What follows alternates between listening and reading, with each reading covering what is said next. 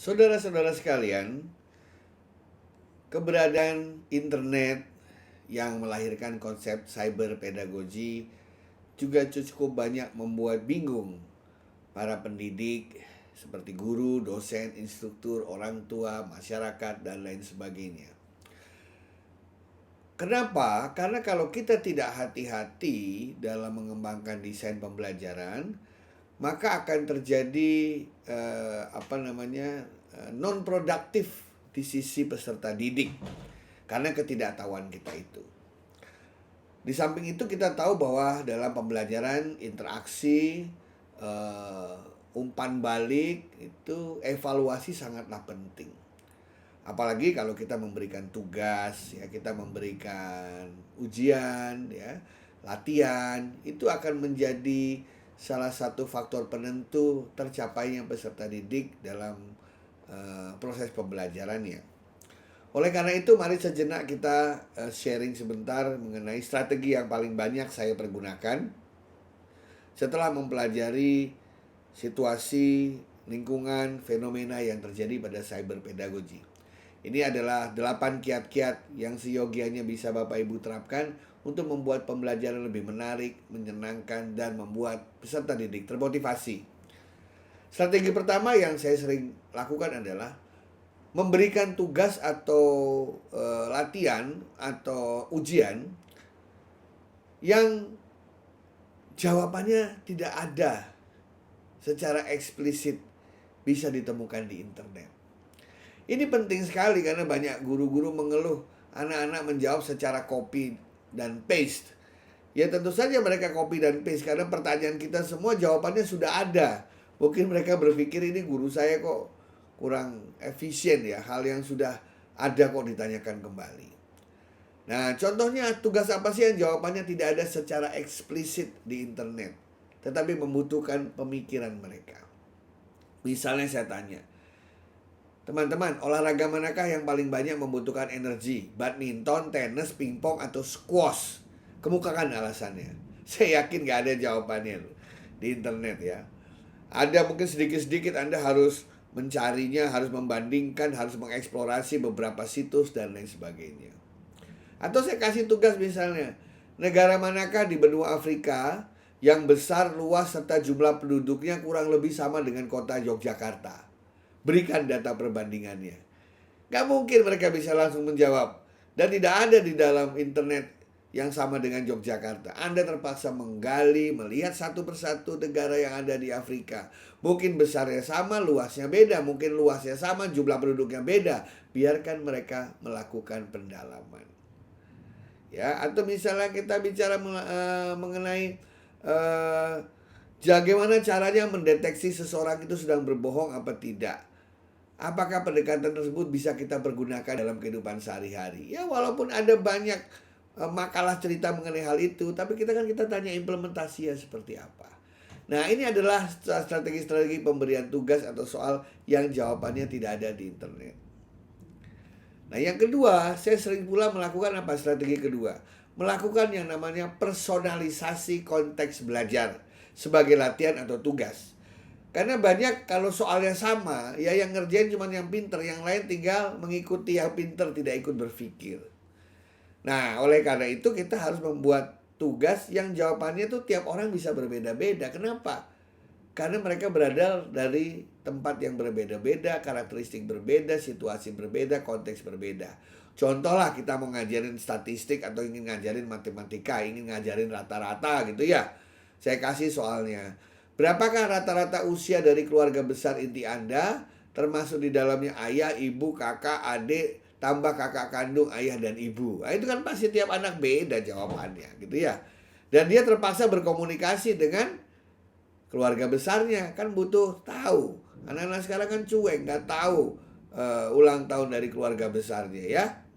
Atau kita bilang, rumah Anda itu menghadap kemana sih? Nah, berdasarkan jawaban itu, buatlah kelebihan dan kekurangan punya rumah menghadap ke arah tersebut. Nah, misalnya rumahnya ke arah tenggara. Apa kelebihannya? Apa kekurangannya? Ini kan pasti tiap orang beda-beda ya. Atau kita tanya, siapakah nama tokoh idola Anda? Mengapa Anda mengidolakannya? Apakah Anda bercita-cita menjadi seperti dia? Nah, itu adalah pertanyaan-pertanyaan yang bersifat person. Tiap orang berbeda-beda jawabannya. Nah, atau kita ajak mereka melakukan diskusi berbasis konten yang untuk membahasnya perlu berselancar di internet. Contohnya misalnya, negara Skandinavia manakah yang paling luas wilayah daratnya? Mereka baru mendengar istilah Skandinavia itu apa. Mereka akan cenderung untuk browsing. Mereka menemukan negara-negara itu dan kita tanya mana yang paling luas. Apakah jumlah populasi per kilometer di negara tersebut adalah yang terkecil di antara negara-negara Skandinavia lainnya? Nah, misalnya seperti itu. Atau kita tanya lagi, bagaimana dengan pendapatan per kapita di negara tersebut? Apakah negara tersebut tergolong negara kaya, sedang, atau miskin? Tidak mungkin mereka bilang kaya, sedang, atau miskin tanpa mereka belajar mengenai indikator. Jadi kita ajarkan mereka menjadi seorang scholar yang kalau bicara berdasarkan data. Kita ajarkan mereka mulai kecil itu senang untuk melakukan research atau penelitian. Atau misalnya buatlah tabel yang membandingkan antara Indonesia, Amerika, dan benua Eropa dilihat dari berbagai indikator. Luas wilayah, jumlah penduduk, total garis pantai, keanekaragaman hayati, dan lain sebagainya. Habis itu kita tanya, apa kelebihan Indonesia dengan negara-negara di benua Eropa misalnya. Nah, dari tabel itu mereka bisa berargumentasi. Ini strategi ketiga yang sering saya jalankan. Nah, strategi keempat adalah strategi yang memaksa mereka suka tidak suka harus berkolaborasi satu dan lainnya. Karena dalam kehidupan kolaborasi itu sangat penting. Misalnya, saya minta mereka untuk membuat film dokumenter yang nanti akan diunggah ke YouTube menceritakan bagaimana perdebatan antara tokoh-tokoh muda dan tokoh-tokoh tua yang katanya terjadi sebelum proklamasi tanggal 17 Agustus. Harus ada sutradaranya, ada penulis skripnya, ada pemeran utamanya, ada peneran pendukungnya, ada kameramen, ada animator, ada penata cahaya. Tentu saja tidak mungkin satu orang bisa mengerjakan sekaligus. Ini adalah contoh tugas yang memaksa mereka untuk berkolaborasi. Atau dengan menggunakan teknologi zaman sekarang. Bentuklah kelompok yang terdiri dari 3 orang. Kemudian dari masing-masing tempat tinggalnya share log. Nah, hasil share log itu kan ada 3 titik. Tariklah garis itu dan kita minta mengukur luas segitiga yang terjadi. Nah, itu saja sudah membuat sesuatu yang menarik, yang pasti berbeda dengan kelompok-kelompok yang lain. Nah, strategi lain yang sering saya pakai adalah untuk mengembangkan situasi yang dilematis atau paradoksial yang memicu perdebatan. Supaya lahirlah pemikiran-pemikiran kritis yang berkualitas. Misalnya, siapakah yang setuju dengan definisi Nusantara yang dikemukakan oleh Wikipedia? Kalau setuju apa alasannya, tidak setuju apa dasarnya. Biarkan mereka yang setuju dan tidak setuju berdebat dan berargumentasi. Atau saya kasih suatu situasi. Jika pemerintah Indonesia memberlakukan handphone free day setiap hari Sabtu di seluruh wilayah tanah air, Anda keberatan apa tidak? Apa alasannya? Nah, ini akan memicu mereka untuk berpendapat. Karena kalau berpendapat dengan data yang baik, itu akan meningkatkan motivasi dan kepercayaan diri mereka. Strategi keenam bisa juga kita membuat skenario yang penuh kejutan atau impromptu yang dihasilkan secara acak oleh komputer. Misalnya, di kelas bahasa Indonesia, saya minta mereka membuat puisi yang di dalamnya mengandung kata-kata sebagai berikut. Kemudian saya jalankan aplikasi mengambil 10 kata random dari Kamus Besar Bahasa Indonesia. Setiap anak dapat kata random yang berbeda-beda 10 kata. Buatlah puisi yang di dalamnya ada kata-kata itu. Wah, itu rame biasanya, ya. Demikian juga misalnya carilah hubungan sejarah kedua negara berikut ini. Kemudian secara random keluar nama 2 negara.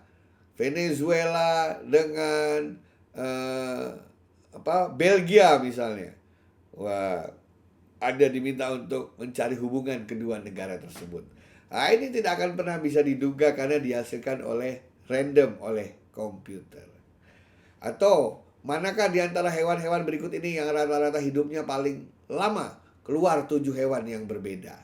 Setiap peserta didik punya tantangannya masing-masing. Ini strategi yang keenam.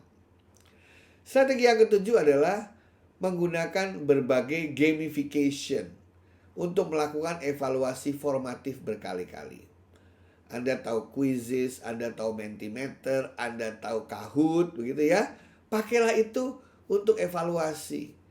Masih banyak permainan seperti Scrabble, Jeopardy, teka-teki silang yang bisa Anda pakai.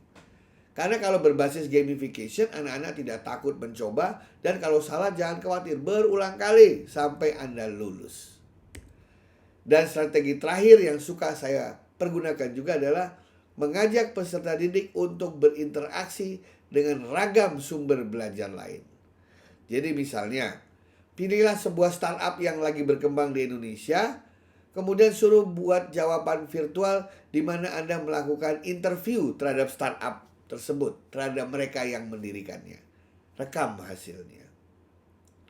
Atau pilih dan bacalah sebuah karya publikasi yang Anda gemari, kemudian lakukan kajian, dan kirimkan kajian tersebut via email ke berbagai pihak. Dan kita dengar apa pendapat mereka. Jadi biarkan mereka berinteraksi dengan orang lain yang ada di luar kelas selain gurunya. Ini juga akan mengajarkan kepada mereka bagaimana bisa berinteraksi dengan orang yang tidak dikenal, dengan ilmuwan-ilmuwan yang ada di luar kelas kita, supaya mereka juga terbiasa keluar dari zona nyamannya. Terima kasih.